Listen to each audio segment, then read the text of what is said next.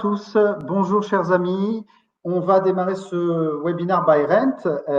Je vois que nous sommes déjà, on va passer les 300. Voilà, on va passer les 300. Donc on va attendre peut-être quelques secondes, mais pas trop les gens qui nous rejoignent, puisque nous avions 800 inscrits, un peu plus de 800 inscrits il y a quelques minutes pour ce webinaire by Rent.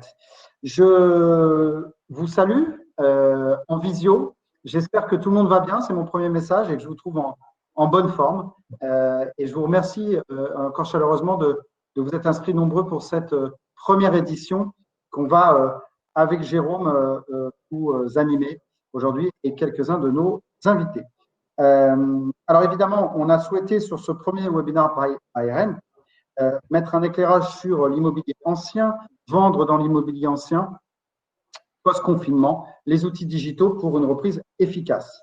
Alors, évidemment, vous connaissez l'ADN de Rent. L'ADN de Rent, c'est l'innovation. Ce sont évidemment toutes ces nouveautés pour l'immobilier.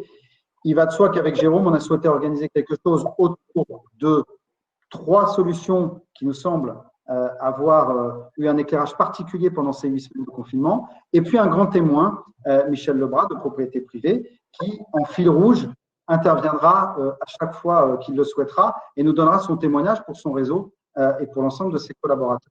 Je voudrais remercier évidemment Jérôme qui est avec moi pour animer ce webinaire, qui a fait un gros boulot avec les 3 startups qui sont présents aujourd'hui, Edmond, Nodalview et Sweetbright, pour les citer et les remercier de nous accompagner sur cet exercice. On va démarrer tout de suite. Je vais appeler sur scène évidemment notre ami Michel Lebras, président de Propriété Privée. Si Jérôme, tu veux bien nous faire monter sur scène, Michel, ça serait super. Et puis on va lancer ce webinaire. 3 temps. Un premier temps avec évidemment une introduction, savoir comment chaque startup a vécu ce confinement, comment elle a su s'adapter en termes d'équipe, en termes d'outils et comment elle a su accompagner les professionnels. Un deuxième temps, on fera réagir évidemment tous nos invités avec de l'interaction. Et puis un dernier temps sur ce webinaire qui vous aurez la possibilité évidemment de poser toutes les questions que vous souhaitez poser aux startups, à Michel, à nous-mêmes, sur Rent. Bref, la parole vous sera donnée. Voilà, on va démarrer. Je vais laisser la parole à la fois à Jérôme et pour sa petite introduction. Et puis ensuite, je demanderai à Michel, lui aussi, de nous faire une petite introduction. À toi, Jérôme. J'espère que tout le monde m'entend bien. Bonjour à tous. Donc, effectivement, dans le principe, on va essayer de faire quelque chose d'assez dynamique et on va poser des questions. Donc, pour le public qui est dans la salle, il y a dans votre onglet tout à fait à droite un outil de chat, de questions et de sondage. Et donc, on va vous poser des questions par l'intermédiaire d'un sondage et je vous invite simplement à y répondre si vous le souhaitez. Voilà. Donc, pour commencer un peu ce propos, Stéphane, si tu veux bien mettre le slide numéro 3. Je mets le slide numéro 3.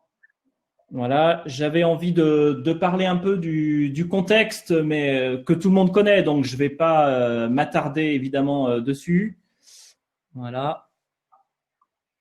Je ne le vois pas. Mais bon.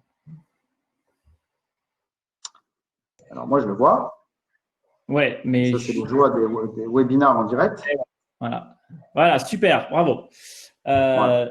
Donc, le contexte du marché immobilier dans l'ancien, il est qu'on a, avant le confinement, une période, disons, où le marché n'a jamais été aussi haut parce que les prix ont toujours été tirés par le haut, notamment à cause de la baisse constante des taux d'intérêt.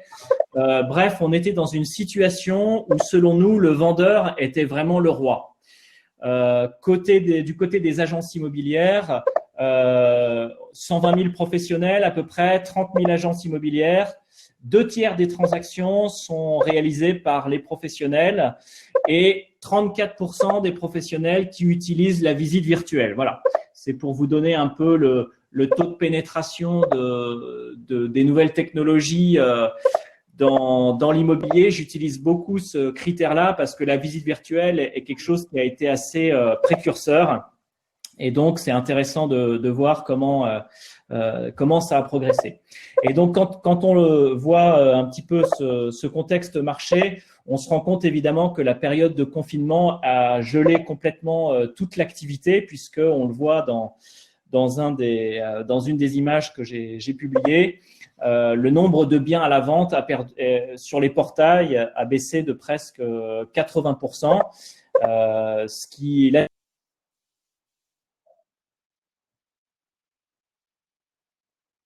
Ah, on a perdu Jérôme. Ouais, Jérôme qui est parti dans le flux.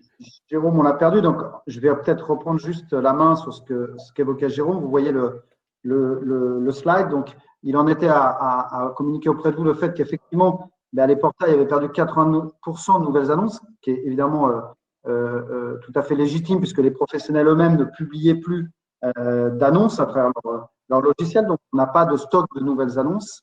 Voilà, Jérôme, j'ai meublé, tu peux reprendre la main.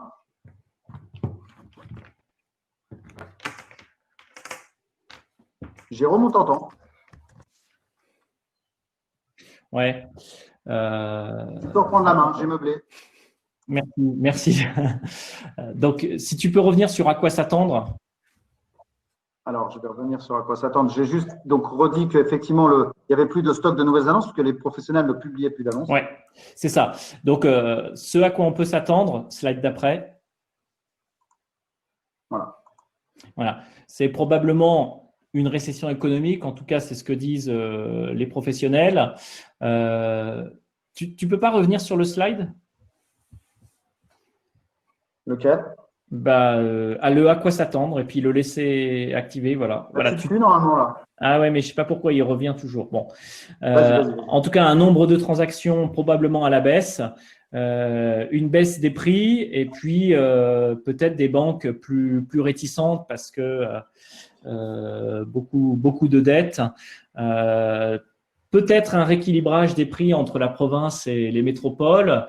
En tout cas, probablement une requalification des projets immobiliers. Et puis pour les professionnels, peut-être une disparition de certains professionnels.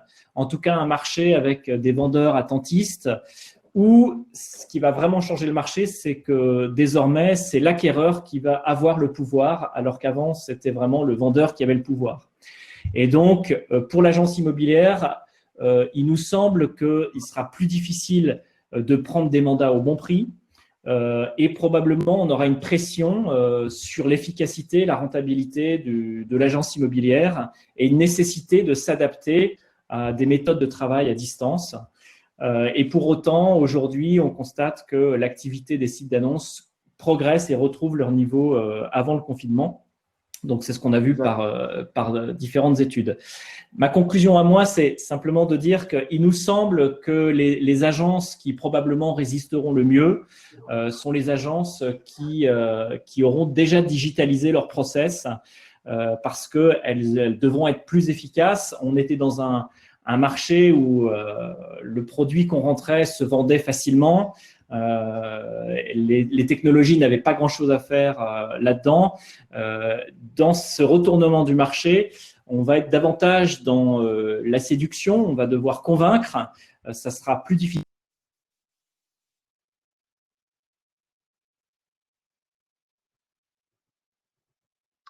Alors, est-ce qu'on aurait perdu Jérôme? Est-ce qu'on aurait perdu Michel? Ça serait quand même embêtant de perdre les deux d'un coup. Oui, je vois quelques questions. On aura la présentation à l'issue. Oui, vous aurez la présentation, chers amis, à l'issue. Et oui, ce webinaire est filmé et nous le mettrons en ligne à l'issue donc de cette session. Vous pourrez retrouver ce webinaire en vidéo sur le site internet de Rent et probablement sur les réseaux sociaux, évidemment, aussi. Michel, est-ce que vous m'entendez? Oui, très bien, Stéphane. Ouais. Bon, super. Donc, Jérôme nous a fait un portrait. Globalement, il a dressé un petit peu le constat de paysage. Je rajouterai quand même un bémol sur le tableau.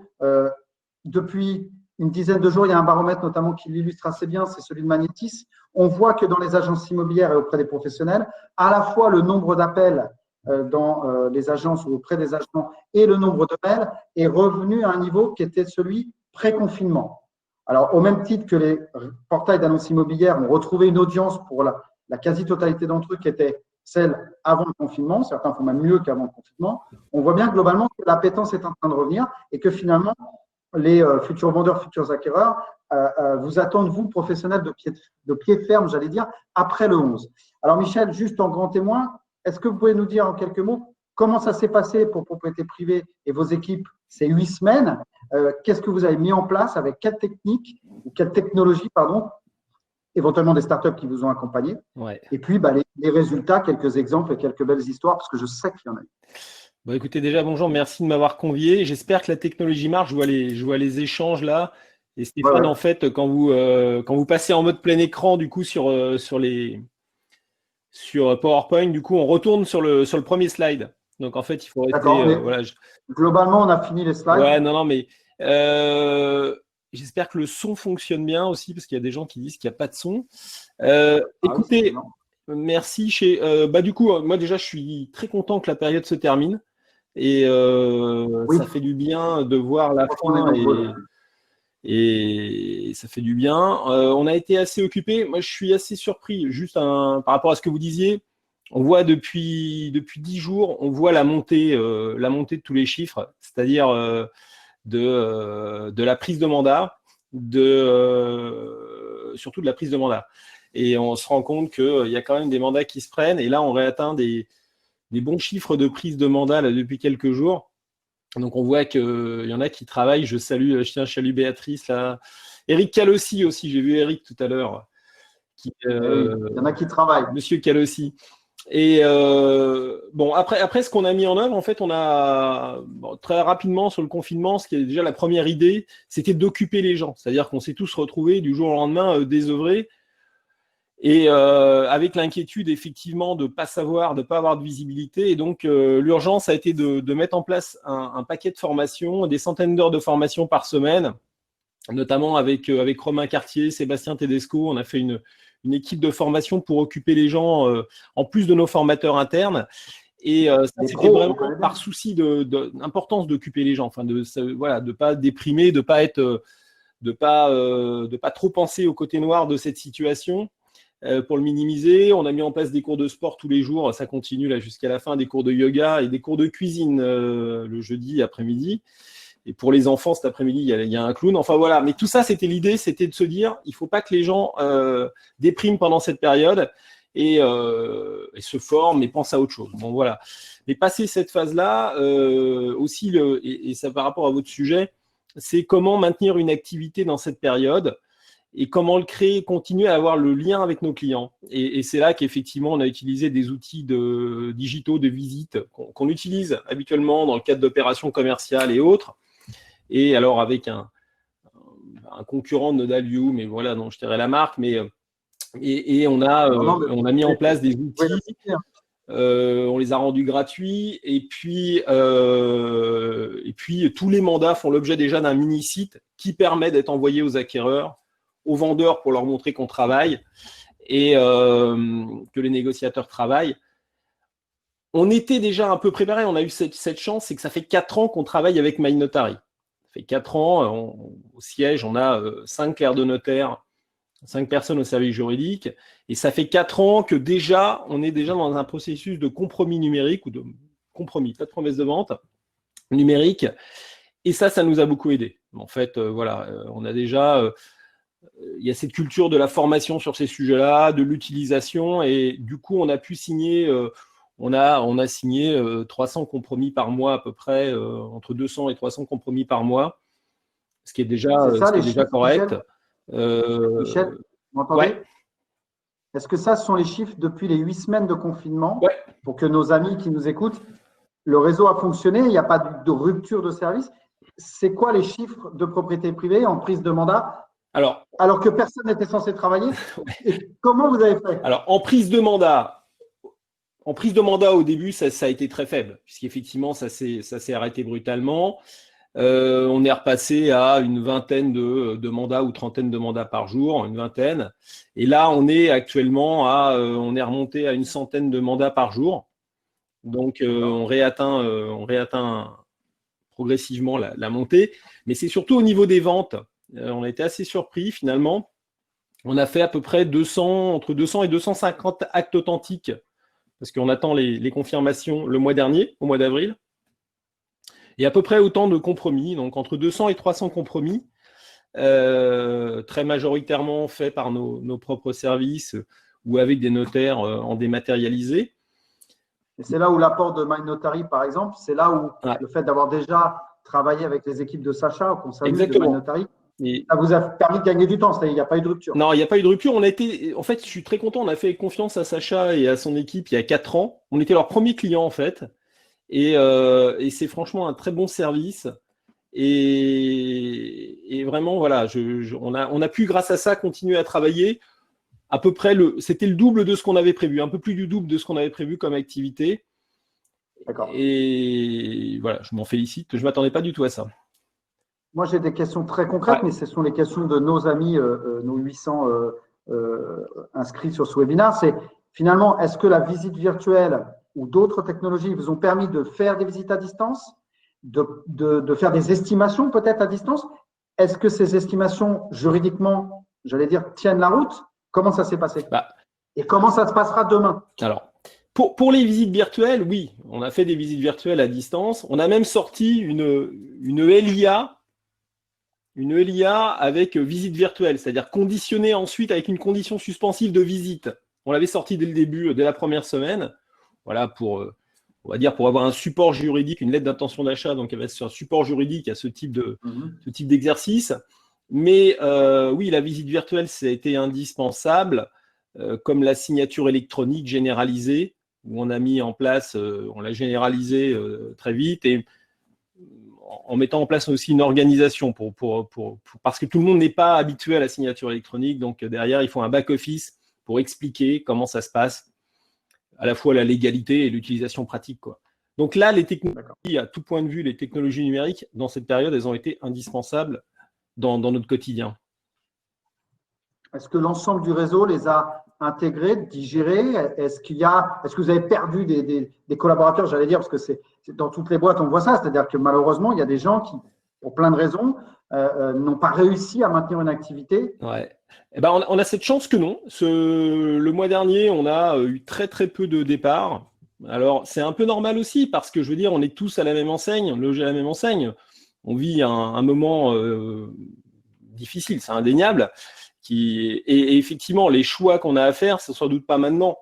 On est plutôt dans la période de réflexion. Où je suis assez content, c'est qu'il y a 105 nouveaux négociateurs qui ont intégré le réseau au mois d'avril. Alors là aussi, ça a été une surprise.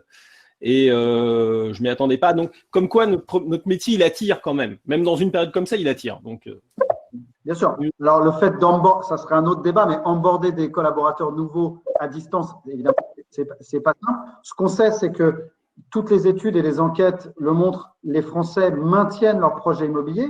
Et ça, c'est quand même la bonne nouvelle. C'est-à-dire qu'ils vont certainement le repenser, mais en tout cas, la volonté de réaliser ces projets-là, dans 90% des cas, elle est encore présente, ce qui laisse augurer que post-déconfinement, dans quelques jours, dans quelques semaines, on devrait maintenir un niveau d'activité, ou en tout cas retrouver un niveau d'activité, puisque les acquéreurs et les vendeurs semblent, en tout cas jusqu'ici, maintenir leur projet.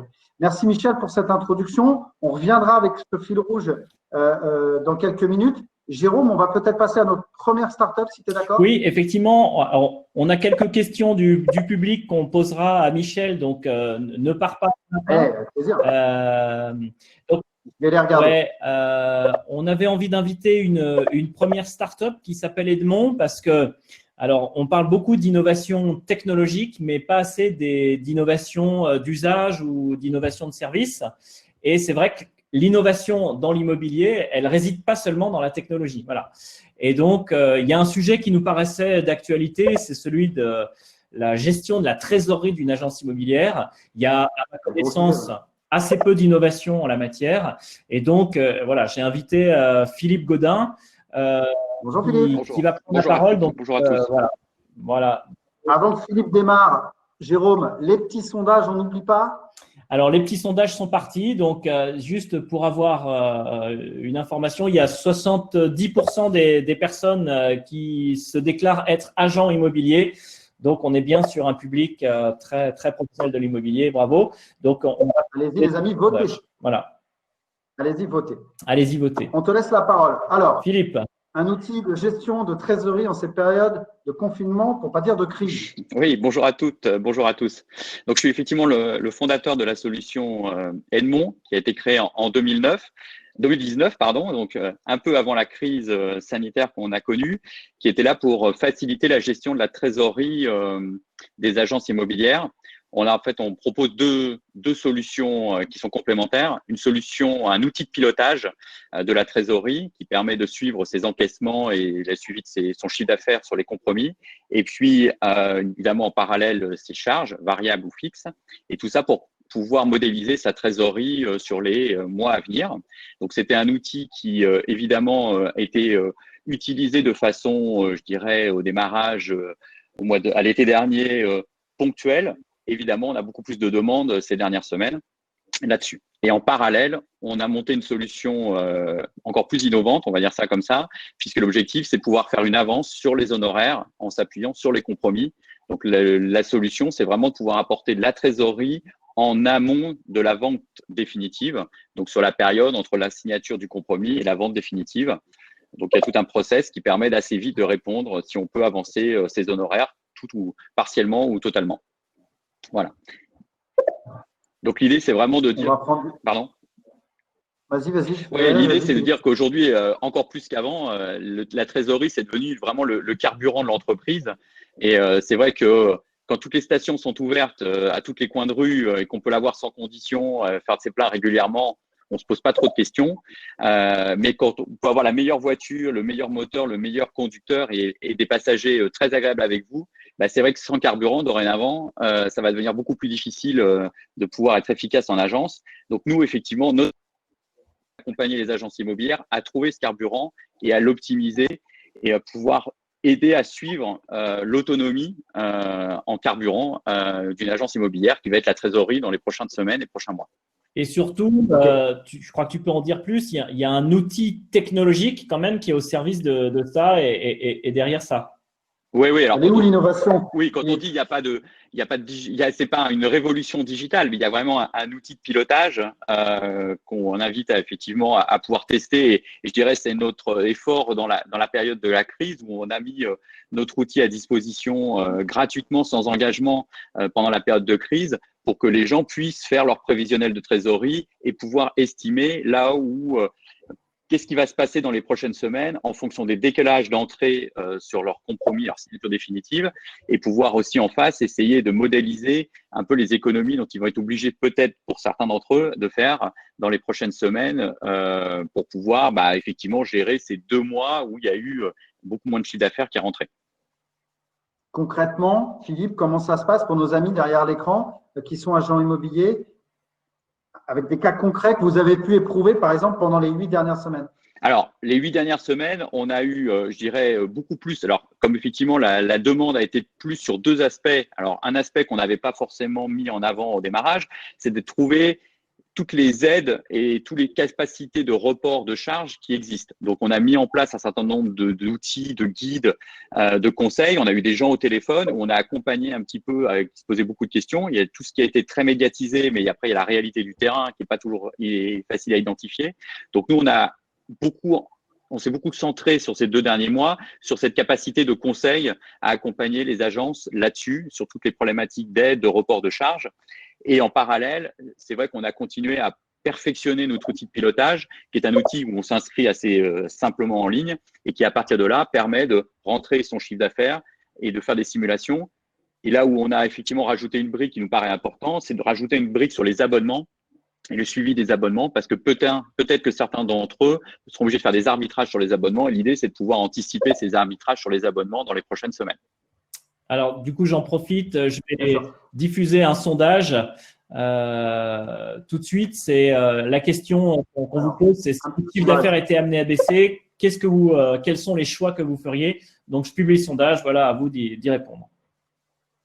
L'idée, c'est vraiment que cet outil, ça permet de vraiment de surveiller la jauge de façon beaucoup plus, j'ai envie de dire, alors quotidienne, c'est peut-être un peu un excès, mais en tout cas de façon hebdomadaire, là où souvent c'était l'expert comptable qui regardait ça et qui donnait quelques chiffres clés, je dirais 1 fois par an. Mais là, on va se retrouver dans un schéma où il va falloir beaucoup plus surveiller son autonomie en termes de trésorerie. Et nous, on a estimé que les prochaines semaines vont être clés parce que mai, juin, beaucoup d'agences vont rentrer justement des honoraires avec le décalage qui s'est fait sur les signatures chez les notaires. Mais on va avoir un effet deuxième vague que nous, on a estimé qui va se créer effectivement là pour le coup assez concrètement sur la fin d'année, septembre-octobre, puisque la période de non-prospection quand même globale pour beaucoup d'agences sur les dernières semaines va se répercuter dans la concrétisation des mandats. Donc, il va y avoir un effet un petit peu d'économie ou en tout cas d'honoraires qui vont rentrer vite sur mai-juin. On va se sentir un petit peu riche, mais il va falloir faire l'écureuil parce que l'objectif, c'est de pouvoir encaisser la deuxième vague qui va arriver et notamment les reports de charges aussi qui ont été proposés divers et variés et qui vont devoir être payés en fin d'année. Il y a une question autour du coût. Je la pose tout de suite, comme ça. Voilà. Pourcentage. Ça coûte combien? Ça coûte combien? C'est quoi les taux? Voilà, comment ça marche? Donc, le sujet outil de pilotage, c'est un schéma d'abonnement. Donc, comme je vous dis, pour l'instant, effectivement, on est dans un schéma où les 3 prochains mois sont offerts et on part dans un schéma après sans engagement et ça coûte après 29,90 € par agence. Et puis après, sur la partie avance, là, on est dans un schéma effectivement où on fait du devis personnalisé puisque l'objectif, c'est de savoir sur quelle durée, quel montant, qu'on va calculer un risque sur le compromis et sur l'agence. Et à partir de là, c'est évidemment des devis sans engagement. On vous donne un coût. Pour vous donner un ordre d'idée, on est oscille entre 500 et 600 € sur à peu près 30 à 40 jours sur des honoraires de 10 à 12 000 €, qui est une moyenne. Ok, merci beaucoup. C'est clair. Merci, Philippe. On va inviter. À tout à l'heure. On va revenir. Avant qu'on passe à la deuxième startup, Jérôme, si tu veux bien faire remonter Michel, j'ai une ou deux questions à lui poser. Donc, et le faire un petit peu témoigner sur cette notion de trésorerie, même si son réseau est un réseau de mandataires. Donc, c'est un cas qui est encore un petit peu différent, mais c'est un éclairage et une réponse qui va forcément vous intéresser. Michel, à nouveau, vous avez entendu Philippe sur la gestion de la trésorerie avec cette solution Edmond. Est-ce que, même si le réseau propriété privée n'est pas un réseau d'agences physiques, mais j'imagine quand même que les sujets de trésorerie, d'avance de trésorerie, est-ce que ça, c'est des sujets que vous abordez vous et comment on n'a pas eu beaucoup d'échanges avec nos négociateurs sur ce sujet-là. On les a formés, on les a beaucoup assistés, notamment sur l'histoire des 1500 € de l'État. Il y a eu énormément de formations. On a même fait un Facebook Live là-dessus où il y a eu énormément de monde de l'extérieur. C'est plutôt par ce biais-là. Après, c'est vrai que le sujet là, c'est vraiment la trésorerie. Et je rejoins ce que disait le patron d'Edmond là sur. On va avoir un trou effectivement. Les mandats. Alors l'année va être bizarre. C'est-à-dire que les années immobilières, c'est toujours les mêmes économiquement. Elles ont toujours ce cycle de prise de mandat de début d'année, de vente en milieu d'année, de redémarrage de la prise de mandat en septembre et des ventes en fin d'année. Ça toujours c'est immuable. Et là cette année, ça va être différent. Et on va voir, j'ai changé la pub de fond, Jean-Baptiste, effectivement, pour ceux qui n'avaient pas compris, Orix fait partie de… Propriété privée fait partie d'Orix, donc je jongle avec les kakémonos. Et donc, effectivement, cette année, elle va être très spéciale. Rentrer ces mandats-là à cette période. Maintenant, on va voir, il y aura sans doute un petit phénomène de rattrapage pendant l'été, mais enfin, ça ne viendra jamais récupérer l'année. L'autre jour, il y avait des journalistes qui disaient cette année, il y aura une baisse des transactions de 700 000 à 800 000 transactions, sachant qu'on avait fait 1 million l'année dernière. Je vais vous assurer que si on peut faire ça, ce serait déjà exceptionnel. Et on peut tous se souhaiter que ce soit ça, ce serait très bien déjà. On reparlera des perspectives et de ce que pourrait donner, sans avoir de boule de cristal, le marché cette année. On va faire venir, Jérôme, notre deuxième invité. On va demander à Thomas de revenir s'il veut bien. On va demander à Thomas de revenir et on va parler donc de visite virtuelle, de visite à distance. Ouais. Michel, on te retrouve après. Ouais. Bonjour. Bonjour Thomas. Comment ça va en Belgique? Alors, on est international. Hein. Rennes, c'est international oblige.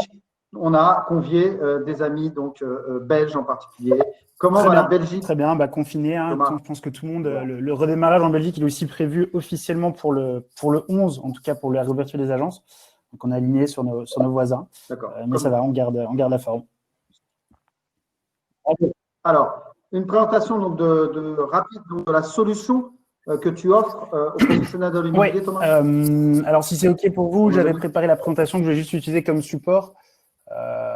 Mais je vais juste la prendre ici. Donc, aujourd'hui, NodalView, c'est une solution digitale qui permet aux agents immobiliers, aux professionnels de l'immobilier de produire du contenu de qualité visuelle professionnelle à partir de son smartphone. Donc, c'est vraiment un outil d'autonomie qui permet, à partir d'un simple smartphone, de produire des photos professionnelles, de la visite virtuelle et de la vidéo, qui sont du coup tous des outils qui sont indispensables à l'utilisation et à la communication des agents immobiliers aujourd'hui.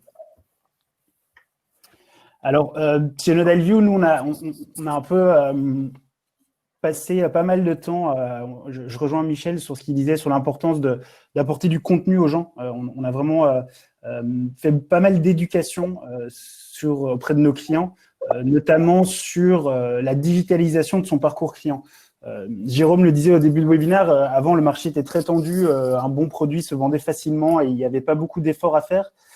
Maintenant, le pouvoir allant chez les acquéreurs, il faudra vraiment s'occuper du marketing du bien, il faudra faire en sorte de communiquer de manière très digitale et surtout de manière assez complète. Donc, que ce soit au niveau de la vidéo pour faire la promotion des biens, que ce soit de rendre ces annonces attractives avec des photos pro ou de venir qualifier ces candidats en ligne via une visite virtuelle guidée, on pourra y revenir juste après. Ça sera vraiment important que les agents immobiliers comprennent ce parcours client, de comprendre qu'il devient de plus en plus digital et de comprendre qu'il y a des nouvelles technologies qui leur permettent de les aider à digitaliser leur parcours client.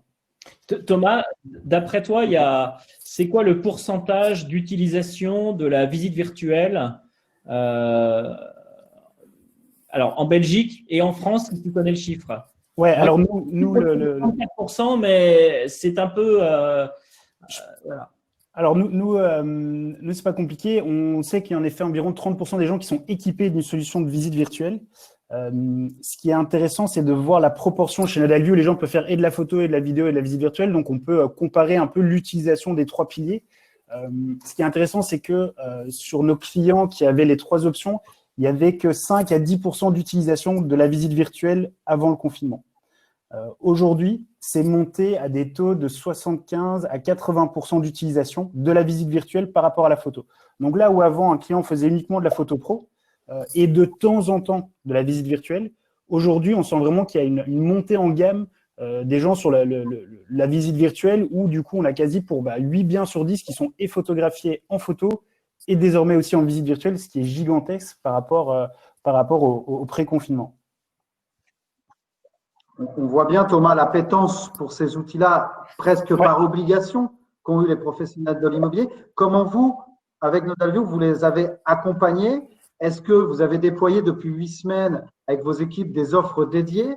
Comment ça s'est passé? Et est-ce que tu as des retours d'expérience à partager avec nos amis sur, quelque part, le bénéfice immédiat ou des transactions qui, du coup, ont pu aboutir ou des estimations de produits qu'on puisse faire grâce à vos solutions? Alors, c'est tout à fait. Je pense que nous, on a vu 3 phases dans cette crise. Les 2-3 premières semaines qui étaient un peu des phases où les clients étaient presque choqués par ce qui arrivait. Et donc, c'était vraiment un repli de l'activité complète. Tout le monde était à l'arrêt. Personne ne savait ce qui allait se passer. Donc, c'était une période assez calme. Puis, il y a vraiment une période où les gens se sont réconfortés à l'idée de dire, OK, on est en confinement, qu'est-ce qu'on peut faire? Et donc là, c'était une période d'éducation. Donc, nous, on a apporté beaucoup de webinaires d'éducation sur les nouvelles technologies, comment utiliser les nouvelles technologies à son avantage. Et là, depuis 2-3 semaines, on est vraiment dans une phase beaucoup plus agressive de redémarrage où on sent que les agences immobilières sont en train de s'équiper pour être prêts à redémarrer de manière forte en termes de communication et en termes de mise en valeur visuelle de leur mandat. Et ça, on l'a depuis 2-3 semaines. Nous, on a une explosion du nombre de nouvelles souscriptions à des services comme NodalView depuis 3 semaines avec des taux de progression de l'ordre de 300 à 400% par rapport à un mois normal chez NodalView. Je vous ai sorti ici une stat intéressante dont je parlais avec Jérôme, qui est l'activité autour du mot-clé visite virtuelle en France. Donc, vous voyez, c'est sur les 12 derniers mois, donc on part du 5 mai au 5 avril, et ça montre le nombre de fois que le mot visite virtuelle est googlé en France. Et donc, on voit qu'il y a un appétit assez fort autour de la visite virtuelle, en tout cas au niveau des agents immobiliers. Et donc, il y a clairement un positionnement qui se fait sur ces nouveaux outils qui peuvent d'ailleurs, hors crise, aussi être utilisés. Tu disais, Stéphane, notamment avec ces outils de visite virtuelle à distance où on peut se connecter dans un flux un peu comme un Zoom dans la même visite virtuelle. Donc, chez Nodalview, nous, c'est ce qu'on recommande, c'est d'utiliser la visite virtuelle 2.0. C'est-à-dire, c'est pas la visite virtuelle en libre service sur son site, mais c'est d'utiliser la visite virtuelle comme un outil d'accompagnement à la vente. Donc, on va faire générer du lead sur les portails de recherche, générer du contact, et puis après la prise de contact, on va visiter conjointement avec ces candidats acquéreurs les biens pour pouvoir préqualifier le projet d'achat et pourquoi pas aboutir sur une offre. On a pas mal de clients qui ont signé des offres et qui ont eu des promesses d'achat fermes même sur base d'une visite virtuelle guidée. Mais est-ce que tu penses que, sorti de la période sanitaire un peu compliquée, on va continuer à utiliser ces outils ou bien on reviendra comme avant à faire des vraies visites physiques avec des clés et tout ça?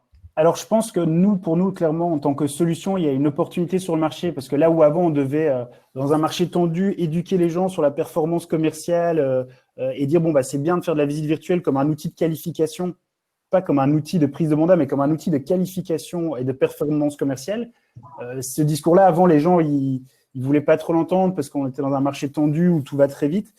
Aujourd'hui, je pense que les agents immobiliers vont se rendre conscience qu'en fait, la visite virtuelle, quand elle est bien utilisée, c'est réellement un outil d'accompagnement à la vente et c'est un outil qui permet, en dehors de la crise sanitaire, de juste mieux performer, limiter les déplacements inutiles et donc de mieux performer en tant qu'agent immobilier. Maintenant, je pense qu'il y aura un peu de laxisme au bout d'un certain temps, mais tant qu'il y aura des risques autour de la crise sanitaire, je pense que des outils de visite virtuelle vont être très populaires. Et je tiens à préciser, je vois dans le chat, on ne dit pas du tout que ça remplace une visite physique. On est en train de dire que dans une crise sanitaire, quand les propriétaires vendeurs vont être très méfiants sur qui peut venir chez eux, pouvoir proposer un outil qui filtre en ligne le nombre le projet d'achat de quelqu'un et d'amener uniquement des candidats très qualifiés sur place, ça va nettement améliorer la performance des agents immobiliers.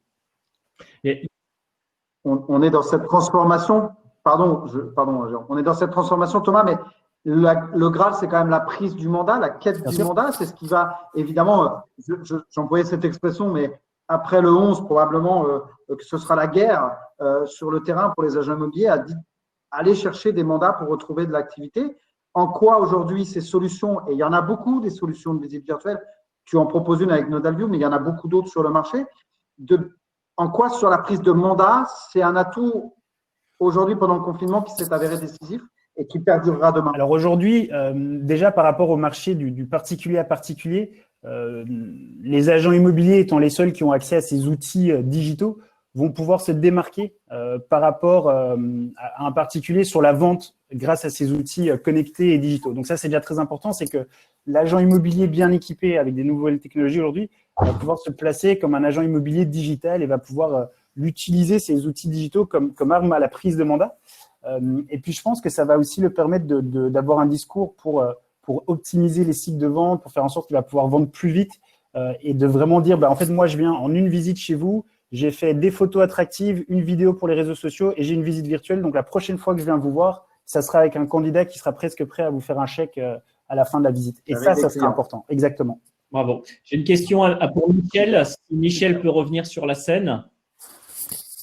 On va faire revenir Michel. C'est intéressant d'avoir Michel, notre grand témoin. Son retour d'expérience sur l'utilisation de la visite virtuelle. Est-ce que c'est quelque chose qui a été, je dirais, bien accepté par les professionnels de votre réseau? Est-ce que c'est quelque chose que vous allez maintenir dans le temps, que vous allez développer? Comment vous voyez ça? On va le maintenir. De toute manière, on le faisait déjà depuis un moment et Nodalview aussi est partenaire avec nous. Après, effectivement, je voyais des commentaires. Ça remplace pas la visite physique. Déjà, légalement, c'est interdit. Donc, effectivement, c'est un complément. Alors, c'est un complément commercial. J'allais dire indispensable. Ça dépend. Après, ça dépend chaque client, ça dépend de chaque dossier. Mais dans cette période, il était indispensable. Là, c'est clair qu'il était indispensable et c'est très bien. Après, plus globalement, c'est bien dans cette période que pour les professionnels, moi, en tant que professionnel de l'immobilier, on ait fait progresser globalement la profession en matière d'image. Parce que nos confrères anglo-saxons, ils sont très forts sur l'image et ils sont très bons. Et on est moins bon en France. Clairement, on est moins bon. Et là, du coup, il y a quand même une prise de conscience de l'importance de l'image, de la qualité de l'image, avec des technologies HDR. Je vois certains parlent de Matterport. Bon, on est sur des technologies qui sont quand même beaucoup plus chères et destinées à des publics particuliers. Mais voilà, globalement, je pense qu'on a progressé un peu tous sur l'image pendant cette période. Et ça, c'est plutôt pas mal. Bon, un point positif.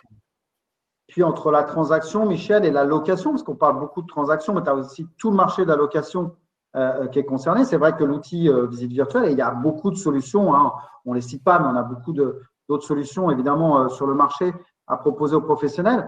Il y a aussi une réactivité, une instantanéité. C'est sûr que pour la location, où l'acte est moins engageant, c'est sûr que c'est plus simple. L'acte est moins engageant d'un point de vue démarche commerciale personnelle. Et c'est effectivement encore plus simple d'utilisation. Pour la vente, c'est sûr que c'est un teaser, quoi. Voilà, mais c'est bien de l'avoir. Dans cette période, c'est indispensable. Et pour un petit moment encore, enfin même pour toujours, je pense qu'effectivement, c'est bien de l'ancrer dans le parcours commercial. J'ai une question pour vous. On en est où de l'adaptation des portails pour les visites virtuelles? Parce qu'il me semble qu'il y a quand même encore un sujet. Est-ce que les portails diffusent les visites virtuelles? Ouais, c'est hétérogène. Alors, il y a le sujet des portails, le sujet des logiciels aussi, où c'est pas toujours très simple sur les logiciels d'aller positionner la visite virtuelle. Les portails, pareil, le Bon Coin, nos amis du Bon Coin, ils n'ont toujours pas avancé là-dessus. Je n'ai pas l'impression qu'ils aient envie d'avancer du tout, hein, du reste. Voilà, donc, et voilà, c'est dommage, parce que tout ce qui est d'un élément qui permet de travailler un peu plus avec le client, c'est quand même, voilà, c'est favorable. Après, il y a certains portails qui ont fait le boulot de se prêter au jeu et de réadapter leurs algorithmes de tri d'annonces pour faire remonter en tête de liste les annonces dans lesquelles qui apportaient le plus d'informations aux gens. Donc, il y a des portails d'immobilier qui replaçaient en tête de liste toutes les annonces avec visite virtuelle, vidéo, etc. De dire, bon, bah, poussons le contenu le plus qualitatif vers le haut de la recherche.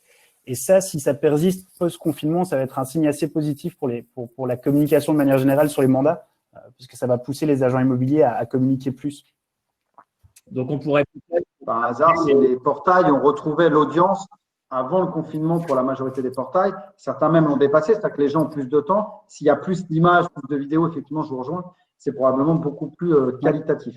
Encore une dernière question avant qu'on passe, Jérôme, à notre troisième invité après Thomas. Thomas, encore un ou deux mots à partager avec nous. Oui, je pense qu'un truc qui a vachement résonné auprès des clients et des échanges que nous on a eu avec les centaines d'agents immobiliers qu'on a pu accompagner pendant ces 2 mois, c'est aussi sur la rapidité d'exécution. Aujourd'hui, l'agent immobilier qui va pouvoir sortir dès lundi prochain, s'il a la possibilité de sortir de sa visite et d'avoir ses photos, sa visite virtuelle et sa vidéo qu'il peut publier quasi immédiatement, ça sera super important dans la relance de l'activité de pouvoir mettre en ligne des mandats de manière qualitative et surtout de manière rapide et en autonomie pour pouvoir refaire démarrer la machine. Je pense que ça sera ça le plus important. Ok, merci. Bravo Thomas. On va… Merci pour ton éclairage. On va demander à Raphaël de nous rejoindre.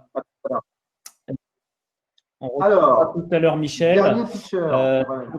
Raphaël, c'est le patron de la start-up qui s'appelle Sweetbright. Alors, moi qui ai travaillé dans le monde du logiciel immobilier, j'ai toujours pensé qu'il y avait très peu d'innovation.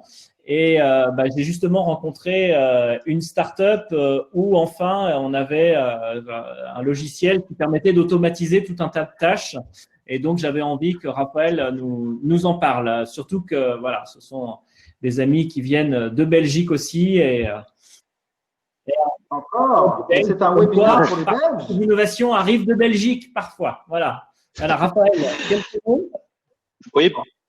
Comment très bien.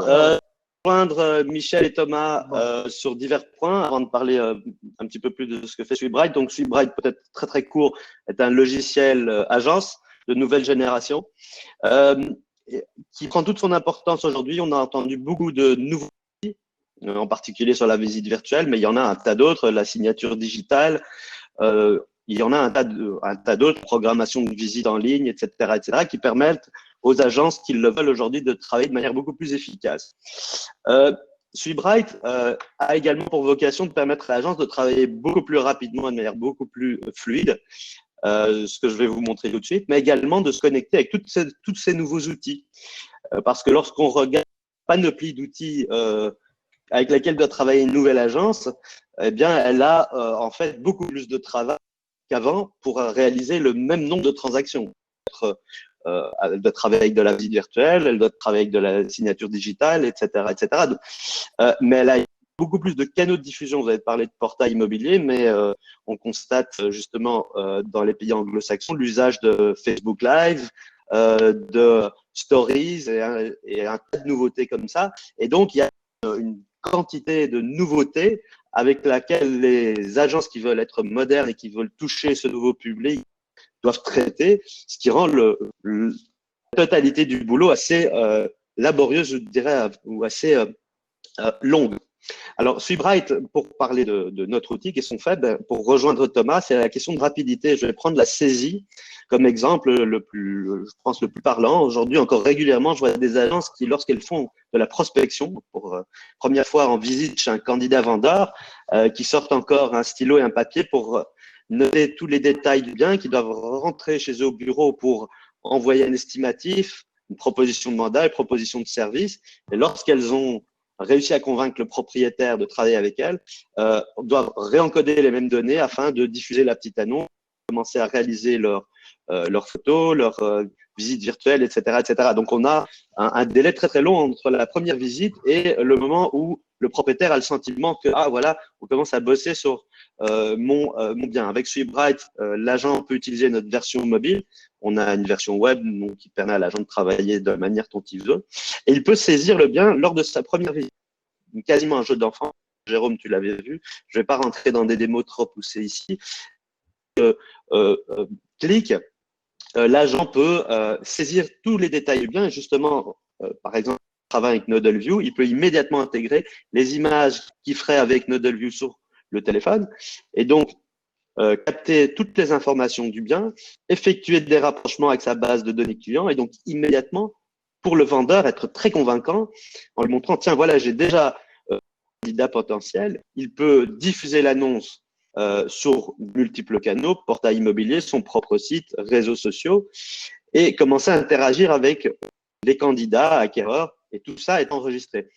En fait, donc, entre le moment où il a fait la première visite et où il est sorti, il a déjà saisi le bien et il a eu la possibilité de le mettre sur le marché. Donc, un gain de temps et un gain d'efficacité quand même. On a fait un rapide calcul parce que je pense que ça illustre assez bien la quantité d'heures qui sont perdues aujourd'hui dans cet aspect qui est purement la saisie de biens. Si vous êtes une agence de taille, je dirais, moyenne et que vous faites 100 transactions par an, vous devez avoir peut-être 100, 150 biens en mandat. Vous n'allez pas tous réussir à les vendre. Pour avoir 150 mandats, il faut faire de la prospection. Peut-être vous avez une fois une sur deux, donc vous faites 300 visites de prospection par an. Imaginez 300 visites où vous économisez 1 heure sur cette saisie, ça fait 300 heures. 300 heures, ça fait déjà des dizaines et des dizaines de jours rien qu'en économie sur cette saisie.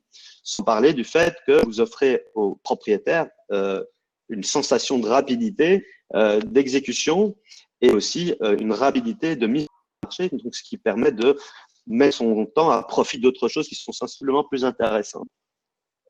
Voilà très brièvement ce que fait SweetBright. Je vais peut-être rejoindre un petit peu sur les outils dont on a parlé tout à l'heure pour donner un petit schéma qui est un petit peu ceci. Aujourd'hui, donc, on parlait d'outils de signature digitale, de visite virtuelle. On a mentionné Nodal View, Matterport. On n'a pas parlé d'outils de télétravail, mais on utilise aujourd'hui un outil de télétravail, Livestorm.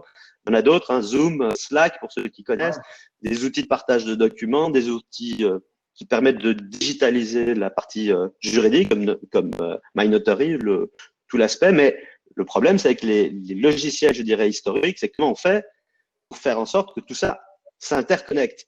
C'est très compliqué. Et donc, du coup, il y a de l'information qui se perd, beaucoup de frustration. Chaque outil, de manière indépendante, ça fonctionne très, très bien, mais on perd énormément d'informations. Et c'est là où SweetBright est très, très innovant par sa facilité d'utilisation, son côté hyper mobile. Il y a aussi ce côté ouvert. Et donc, vous pouvez, en tant qu'agence, connecter SweetBright avec un tas d'outils. Il faut être un ingénieur, ce qui vous permet d'automatiser un grand nombre de choses. Et donc, excuse-moi de te couper, mais je voudrais insister là-dessus. Si j'ai bien compris, ce que tu veux dire, c'est qu'on n'a pas besoin de faire appel à notre éditeur de logiciels si on veut, par exemple, synchroniser je sais pas, nos contacts avec DocuSign pour générer automatiquement nos documents. On peut le faire soi-même? Tout à fait. Et c'est ce qui se passe aujourd'hui parmi notre clientèle. Aujourd'hui, SweetBright, donc logiciel belge qui arrive en France très prochainement, a, au bout de 2 ans, réussi à couvrir 10% de toutes les transactions immobilières belges. Donc, c'est quand même énorme. Pourquoi? Parce que nos clients sont devenus sensiblement plus efficaces. Il ne faut pas attendre que SweetBright développe des choses. Au contraire, nous, on n'essaye pas de tout faire. On fait une chose très bien, c'est ce côté mobile et ce côté métier pour l'agent. L'agence qui est derrière, l'équipe marketing ou l'équipe support, peut très simplement connecter tout un tas d'outils, NodelView, DocuSign, etc., sans avoir besoin d'être un ingénieur. Donc, on n'a pas besoin de compétences techniques particulières pour pouvoir créer ces interconnexions. Il n'y a pas de code. Alors, je vais vous donner un exemple. La prise de rendez-vous en ligne. Aujourd'hui, si vous voulez prendre un rendez-vous chez votre médecin, même chez le coiffeur ou réserver une table auprès d'un restaurant, vous allez sur le site web et vous pouvez réserver ou prendre un créneau horaire qui vous convient. C'est encore assez spectaculaire, mais lorsqu'on veut effectuer une visite ou programmer une visite pour un bien, il faut passer par le secrétariat, on vous rappelle, on va vérifier avec le propriétaire, et donc c'est très laborieux. Et donc ça, de friction et aussi de perte de temps administratif pour l'agence, qui est énorme. Avec SweetBright, il suffit de connecter son agenda. Vous voyez sur la gauche de mon écran, il y a un petit bouton qui va apparaître sur le site web de l'agent. Dans votre agenda, vous pouvez indiquer les créneaux qui sont disponibles pour l'agent et pour le propriétaire. Par exemple, lundi matin, mardi matin, on est dispo pour faire des visites sur ce bien-là. Les personnes qui vont se rendre sur votre site vont pouvoir cocher uniquement ces jours-là et sur ces journées-là, sélectionner le créneau. Si une personne coche le créneau, par exemple, midi, il n'apparaîtra plus pour les personnes suivantes. Et la visite est automatiquement enregistrée dans l'agenda, autant de l'agent que du candidat. Et donc, si le candidat veut effectuer ou programmer une visite à 2 heures du matin, il le fait sur le site de l'agent. C'est un exemple type. Avec les agendas Gmail, Outlook, etc. Tout ça, c'est automatique. On n'a pas besoin d'un programmateur pour faire ça. Ah non, pas du tout. D'ailleurs, aujourd'hui, on a 30% de nos agences qui, pendant le confinement, ont mis ça en place, la programmation de visite à distance. Tu parlais, Raphaël, de boîte à outils digitale, en tout cas complètement dématérialisée. On a bien compris, je crois, le message. Est-ce que ça, tu dis ça arrive en France, la solution arrive en France maintenant, elle va arriver dans un moment où on aura vécu depuis 8 semaines quelque chose de totalement nouveau et qu'on ne savait pas appréhender. Est-ce que tu imagines que pour les agences immobilières, cette dématérialisation, j'allais dire à 100%, c'est la boîte à outils de demain? Il y a à côté dématérialisation qu'il faut considérer de la manière suivante. Aujourd'hui, la dématérialisation, c'est plutôt ce côté interconnexion de tous ces outils. Ces outils vont rester. On ne va pas se passer de la signature digitale dès qu'on va sortir du confinement. On ne va pas se passer d'outils type NodelView, ou même si les gens veulent chatter sur votre site, si vous l'enlevez demain, vous allez créer de la frustration. Donc, si vous voulez rester efficace tout en utilisant tous ces outils, il faut pouvoir avoir une couche, quelque chose qui est un peu une colonne vertébrale, et c'est une colonne vertébrale digitale pour votre agence. C'est ce que fait SweetBright. SweetBright est l'outil qui fonctionne en tant que colonne vertébrale. On nous demande sur la question si ta solution est compatible avec la législation française. Oui, alors nous, on n'a pas pour vocation, pour chaque pays où on est actif, on a d'ailleurs déjà des clients en France, en Espagne, en Australie ou UK, de solutionner les aspects juridiques de chaque pays. Mais on s'intègre avec des logiciels qui le font, tels MyNotary. En Belgique, on a des systèmes qui sont identiques. Il y a quelques champs qui sont automatiquement adaptés en fonction de l'adresse du bien. Donc, lorsque vous allez faire une saisie et vous êtes en France, automatiquement, certains champs sont adaptés. Vous n'y voyez que du feu. L'avantage pour nous, c'est qu'on est utilisable au-delà des frontières françaises ou belges. Donc, une agence belge qui a un bien en France bien, en fonction de l'adresse du bien, il y a d'autres champs qui vont être dynamiquement générés. Et inversement, on a des agences en Belgique qui vendent des biens en Espagne, etc. Donc, c'est tout à fait comparable sur SweetBright, c'est très simple. Ok, merci beaucoup. Le temps est un peu compté, pardon. On aimerait avoir un peu plus de temps, mais il faut quand même qu'on tienne un timing. Merci beaucoup, Raphaël. On va peut-être, il y aura des questions après pour finir ce webinaire et on te sollicitera à nouveau. On va peut-être faire revenir Michel. Le temps qu'il arrive, n'oubliez pas les amis, il y a des sondages, ils sont en ligne. Répondez à nos petits sondages. Ça nous permettra d'alimenter en contenu. Et après puis, le posez maintenant vos questions sur le chat, pas sur le chat, mais sur le module de questions pour qu'on puisse les avoir et proposer aux personnes de répondre.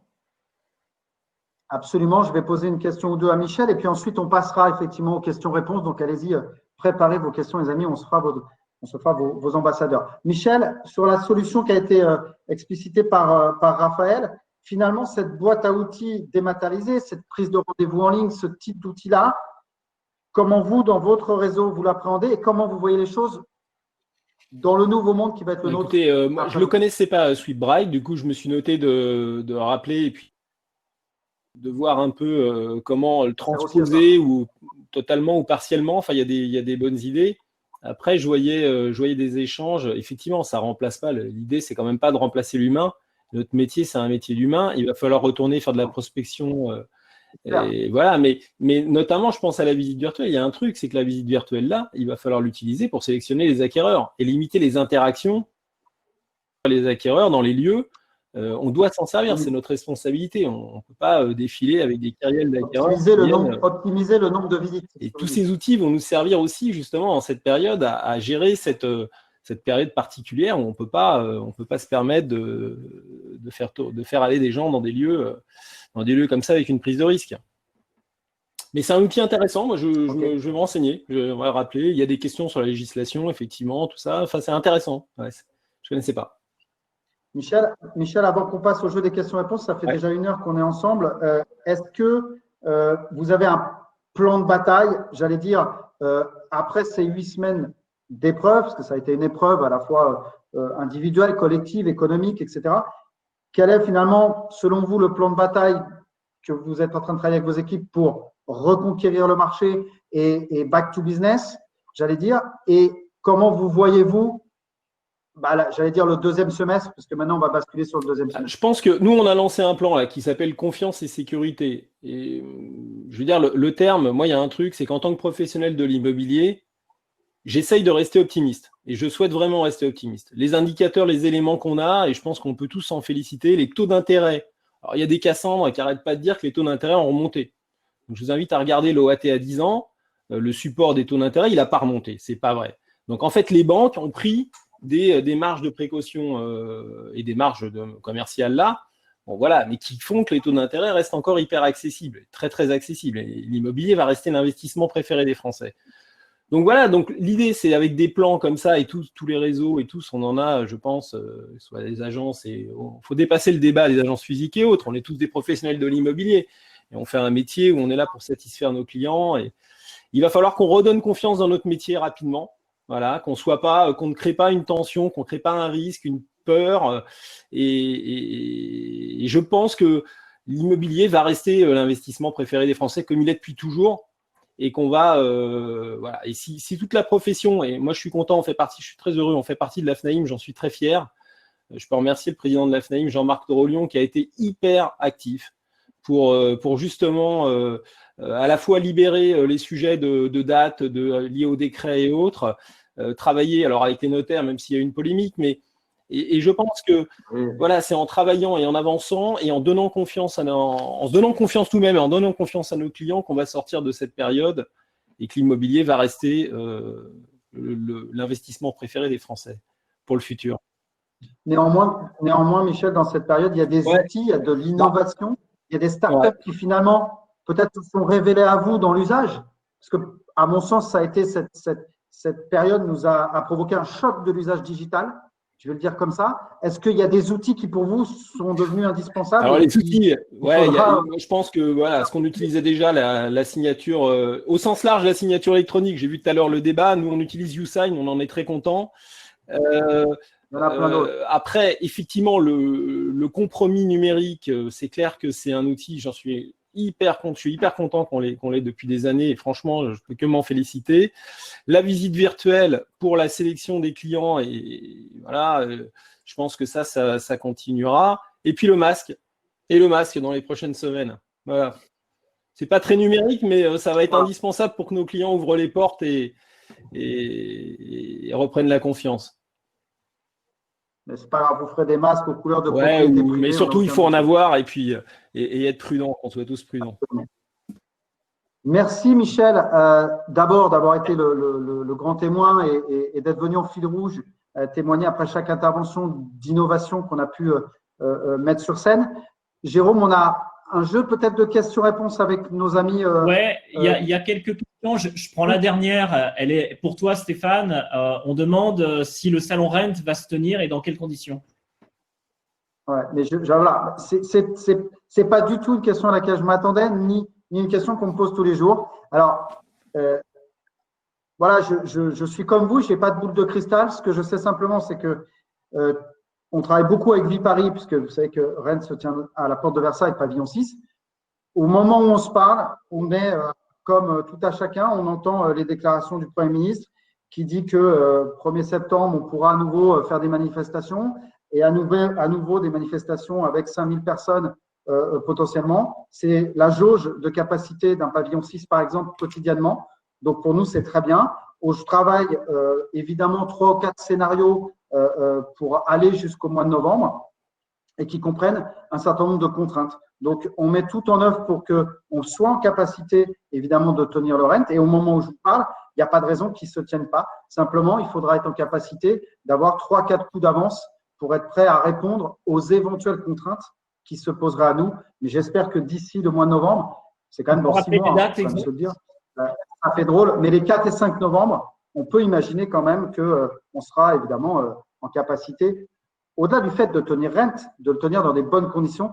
Et pour nous, les bonnes conditions, avec l'équipe qui travaille d'arrache-pied d'ailleurs, et que je salue, les bonnes conditions, c'est d'être en capacité de pouvoir faire du business. Il y a pas mal de questions autour de SweetBright.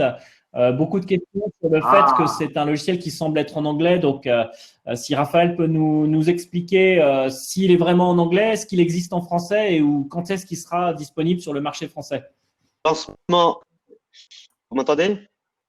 Oui, parfait.